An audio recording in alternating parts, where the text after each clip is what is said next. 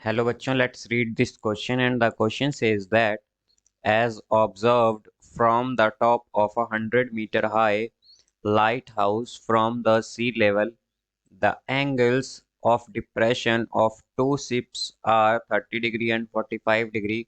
If one ship is exactly behind the other on the same side of the lighthouse, find the distance between the two ships. तो आइए बच्चों इस question को यहाँ पर हम सॉल्व कर लेते हैं। इस क्वेश्चन में हमसे कहा गया है कि ये ऑब्जर्व किया गया है कि एक 100 मीटर हाई लाइट हाउस से, जो कि 100 मीटर लाइट हाउस है, उसके टॉप से दो शिप्स जो हैं उनका एंगल ऑफ डिप्रेशन 30 और 45 डिग्री है। और अगर दोनों शिप्स जो हैं वो एग्जैक्टली एक दूसरे के बिहाइंड हैं, मींस एक शिप जो है वो दूसरे के बिहाइंड है, तो यहाँ पर हमें बताना है कि डिस्टेंस कितना है दोनों शिप्स में। तो यहाँ पर बच्चों हम की कॉन्सेप्ट यूज करेंगे। यहाँ पर हम की कॉन्सेप्ट यूज करेंगे की कॉन्सेप्ट यहाँ पर हम यूज करेंगे alternate angles are equal।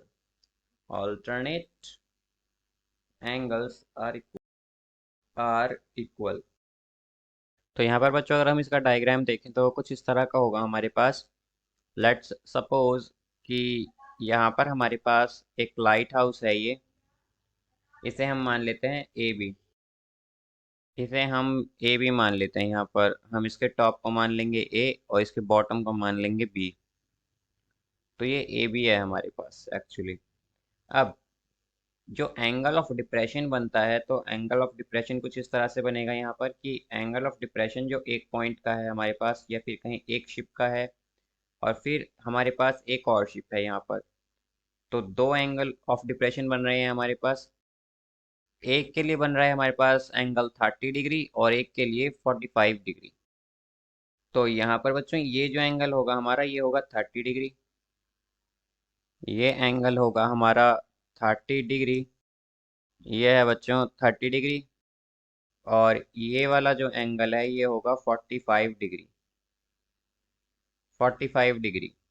अब यहाँ पर बच्चों इसे हम कनेक्ट कर दें और इसके इन बॉटम्स को, तो हमें बताना है कि इन दोनों शिप्स के बीच का डिस्टेंस क्या है। तो हम मान लेते हैं एक शिप है हमारा P डिस्टेंस पर और दूसरा है Q डिस्टेंस पर।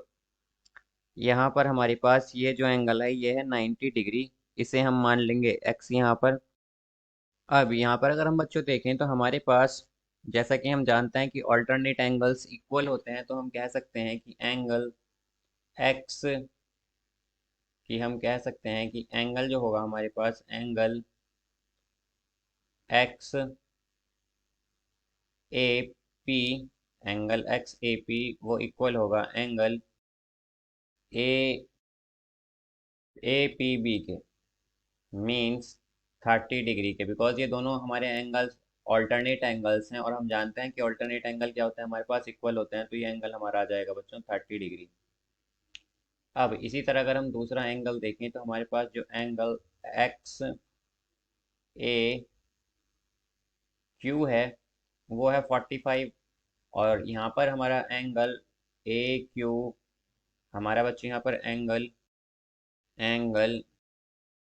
ए क्यू बी जो है वो भी इक्वल होगा, यानी 45 डिग्री के। बिकॉज ये दोनों एंगल क्या हैं हमारे, इक्वल हैं, या फिर हम कहें कि ऑल्टरनेट एंगल्स हैं, तो इसलिए इक्वल होंगे। इसलिए यहाँ पर ये जो एंगल होगा हमारा ये 45 डिग्री होगा। अब यहाँ पर अगर हम देखें बच्चों कि हमारे पास दो ट्राइंगल्स हैं, बेसिकली दो ट्राइंगल्स हैं हमारे पास। तो अगर हम फर्स्ट ट्राइंगल लें यहाँ पर, कि अगर हम बात करें in triangle A Q, actually A B Q, तो अगर यहाँ पर हम टेन थीटा का यूज़ करते हैं तो हम जानते हैं कि टेन थीटा हमें बेसिकली क्या रिलेशन देता है, परपेंडिकुलर बाय बेस में। या परपेंडिकुलर क्या है, ए बी, और बेस क्या है यहाँ पर बी क्यू।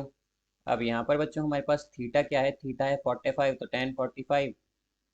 और अगर हम ए बी देखें तो ए बी क्या है यहाँ पर हमारे पास, ए बी बच्चों हमारे पास हाइट ऑफ लाइट हाउस है। तो लाइट हाउस की जो हमारे पास हाइट है वो है 100 मीटर।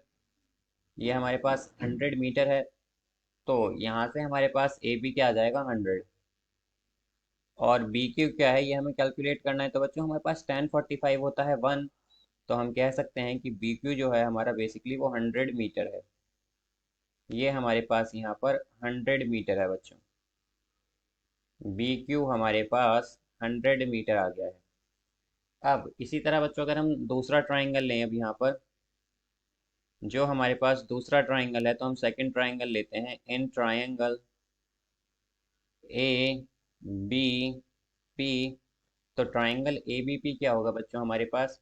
अगर हम इसमें देखें, इसमें अगर हम टेन थीटा यूज़ करते हैं, तो टेन थीटा में रिलेशन देता है परपेंडिकुलर बाय बेस में, तो परपेंडिकुलर है यहाँ पर ए बी। और अगर हम बेस देखें तो बेस क्या है? B P. अब यहाँ पर बच्चों हमारे पास जो थीटा है, अगर हम थीटा देखते हैं तो वो है 30 डिग्री। तो टेन थर्टी क्या है यहाँ पर हमारे? ए बी हम जानते हैं कि 100 मीटर है, बिकॉज ये हाइट है लाइट हाउस की। और बीपी, अब यहाँ पर बच्चों टेन थर्टी जो होता है हमारे पास, ये होता है 1/√3। तो 1/√3 जो है हमारा, ये इक्वल होगा 100/BP के। तो हम क्या कह सकते हैं कि बीपी यहाँ पर आ जाएगा हमारा, बीपी आ जाएगा यहाँ से हमारे पास 100 × √3 मीटर। ये हमारे पास बीपी आ गया है। बट हमें क्या चाहिए बच्चों? यहाँ पर हमें चाहिए distance between the two ships. Means जो पी और क्यू के बीच का डिस्टेंस है, हमें केवल ये चाहिए। तो अगर हमें पी क्यू के बीच का डिस्टेंस निकालना है, तो बच्चों हम क्या करेंगे? यहाँ पर जो हमारे पास पी बी है, इसमें से हम बी क्यू का डिस्टेंस माइनस कर देंगे।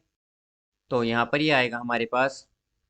तो यहाँ पर अगर अब हम इसे माइनस करें, हमें क्या चाहिए? पी क्यू चाहिए हमें यहाँ। तो पी क्यू निकालने के लिए हमें पी बी में से या हम कहें बी पी में से हमें यहाँ पर क्यू बी क्यू माइनस करना होगा। यहाँ पर हमें बी बी पी में से बी पी में से क्यू बी माइनस करना होगा, या एक्चुअली बी क्यू माइनस करना होगा। तो यहाँ पर बीपी क्या है हमारे पास? बीपी है हमारे पास, अगर हम देखें तो 100 √3 मीटर, और बी क्यू आया था हमारा 100। तो यहाँ पर हम 100 अगर कॉमन ले लें तो ये हो जाएगा 100 × √3 - 1। तो बच्चों √3 की वैल्यू हम जानते हैं क्या होता है?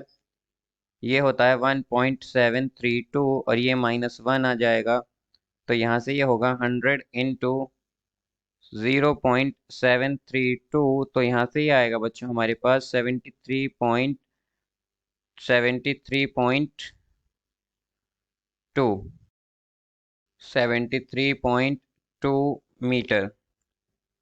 ये हमारे पास क्या आ गई बच्चों? पी क्यू आ गई, या फिर हम कहें कि distance between the two ships क्या है हमारे पास? यह है 73.2 मीटर। ये हमारे पास distance between between the two ships है, जो कि हमें यहाँ पर कैलकुलेट करना था। तो जो डिस्टेंस है दोनों शिप के बीच में बच्चों, वो है हमारे पास 73.2 metre. I hope you understood it well. Best of luck. Thank you.